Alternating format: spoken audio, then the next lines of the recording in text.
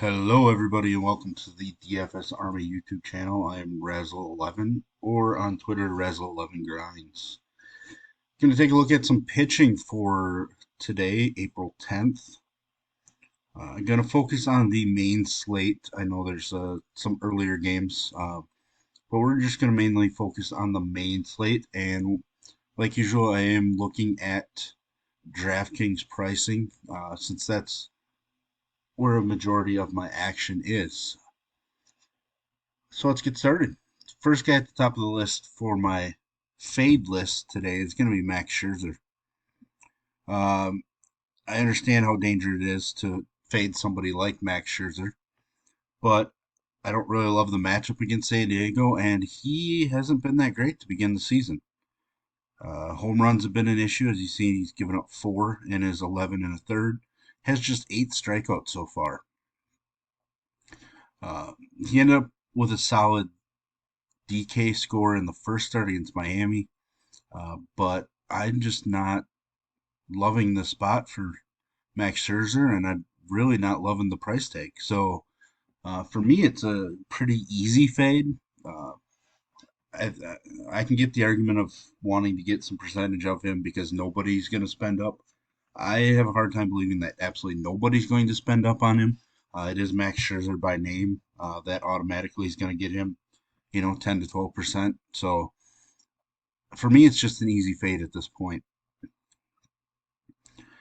Uh, Going down, Luis Castillo stands out as a great play. The one issue here is the weather in Wrigley is warming up and the wind is blowing out. So it is one of the better hitting at environments on the slate, but Luis Castillo is definitely an ace. He's pitched in Wrigley numerous times. I think he's in a great spot. K numbers have been solid, not spectacular. Did throw 99 pitches in his last start, which is a pretty big jump from 76 in his first. But he did get an extra day of rest coming in today as well. So I don't see an issue there at all. So Castillo is one that is going to be one of my favorite spends for pitching on the slate. He currently sits as a minus 150 favorite. But the game does have a total of 9 right now, which is kind of shocking. Um, so, but if you don't want to go with Castillo, you are worried about maybe some offense in there. I'm going to Julio Urias, one of my favorite pitchers in all of baseball. Similar K numbers to Castillo, super steady. San Francisco prefers to go very heavy left-handed, but they have a bunch of left-handed hitters that aren't the greatest against left-handed pitching. So Urias is going to stand out for me as a strong play. The total in this game is just 7. The Dodgers are around a 155 favorite. So Urias makes a ton of sense as your cash SP1 on this slate. Gonna go to Haney for Texas. Right now, I am looking at going fade on Haney. I know Kansas City is a pretty decent matchup, but I just did not like the way he threw the ball in his first start of the year. It was pretty bad. I know Baltimore's a difficult squad, but I'm just not sold on Haney in the spot, so I'm just not willing to go there. I know he's a minus 178 favorite, but uh, I don't want to spend 7,900 on a guy that I just have zero confidence in. Uh, Another guy I'm going to fade is going to be Wade Miley. Coming off a strong start against the Mets was pretty solid.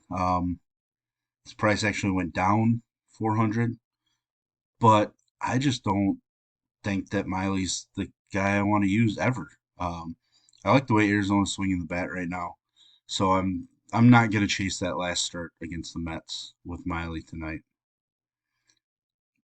I do have a little bit of interest in Logan Webb. Hasn't been great to start the season.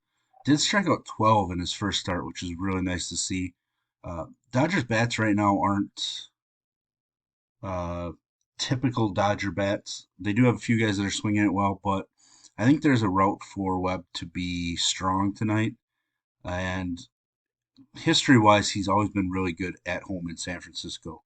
Um, So Webb is a guy that I think I'm going to end up overweight on the field.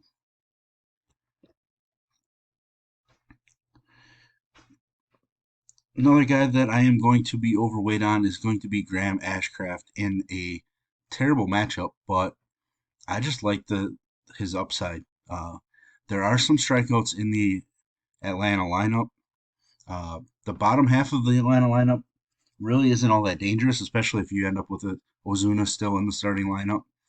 I think this is a sneaky spot for Ashcraft. It's a tough game. He's a huge underdog. The total is 9, but uh, I don't know. This is just one of those GPP feelings that I have, and I'm going to end up overweight on Ashcraft. The other side of that game is Bryce Elder. I think he's going to end up being pretty popular against Cincinnati.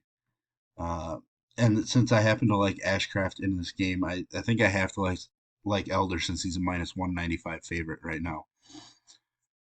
I do worry about chasing this 26 DK point performance against St. Louis. I just don't know that he comes out and drops 26 again, but he doesn't have to. His price went down 300.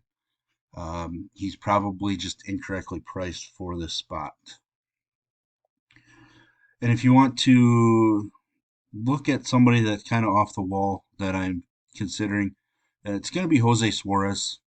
We know that Washington, not the greatest lineup. They're coming out of Coors, so there could be a little bit of a Coors hangover. And Suarez can start games out really strong and then fade in the middle innings. So, at his price, I think if we can get him to get through 5 innings, I think we can get enough of a return in this matchup to make him viable in our GPPs. So there you have it. That is a look at today's plays for me, plays and fades.